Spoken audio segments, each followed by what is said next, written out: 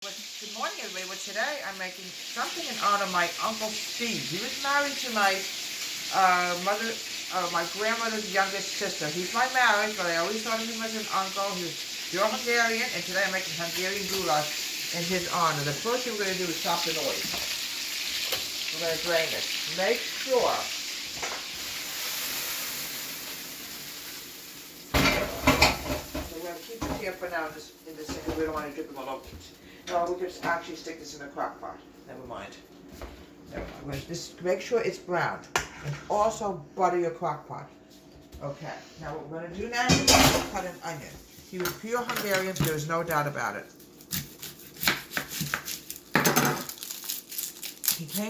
I know he came to see Minority Marietta, and Uncle Steve always had a thing about the arts, like I said before, and he came to see Minority Marietta.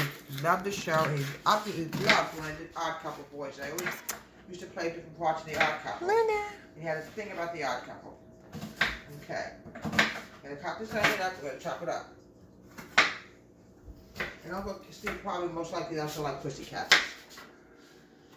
He came from Hungary. Now, the funny thing is, I don't know what Uncle Steve really did for his livelihood. I don't remember anymore, but I know he lived in a high-rise apartment in Long Island. That much I can tell you about him. Sadly, they married late in life. They never produced children. They never had children. Now, we're going to put the onion in here. Now, the next thing we're going to do is we're going to go to the, start mixing the seasonings and the beef broth in the bowl. I'm adding in, what the recipe says is 1 3/4 cup of beef broth, and that's what it's going to have to be. No, if it's too much, it's going to be soupy, and we don't want any soup. We want this to be a delicious, wonderful Hungarian goulash. 1 3/4. It's almost 2 cups. Okay, here we go. Beef broth. Always refrigerate this when you open it.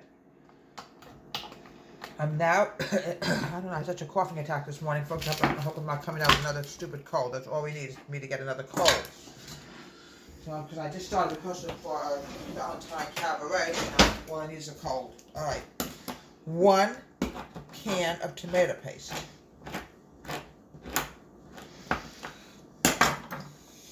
Now, he was definitely from the old country of Hungary. Let's see if we can get this out with this spoon. Might be too big. Yeah, we're going to have to get a smaller spoon. Never mind. We found something right here. 1 can of tomato paste. Yeah, but he was something else. He was such a wonderful man. And you know, the sad thing is, I don't know whether it was so sad or not, he had a thing about going to the beach. And he went to the beach, I don't remember when this was. It was many, many years ago, and he died on the beach. He must have either got heat stroke. We don't know what happened. We're just not sure. But I think, to be honest with you folks, it was Uncle Steve's time to go, and he died on the beach. Not such a bad place to die on, but, you know, sad. Okay, now what I want to do now is wash these spoons, but I'm going to use this for something else. The thing is, I'm going to mix this together, the paste and the broth, and then we're going to add in this. I know it doesn't look too appealing right now, but wait till you have this in. Now, what I want to do now is I want to add in a tablespoon of Worcestershire sauce.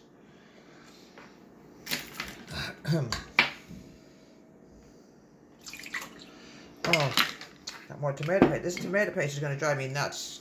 Always throw out a can lid. You can very easily get cut on that, and it's happened to me too many times already. It's not funny. It's really good hurt. Now is add in the seasonings, like the salt, pepper, and for some odd reason, Hungarians have a thing about paprika. I don't know what is with paprika.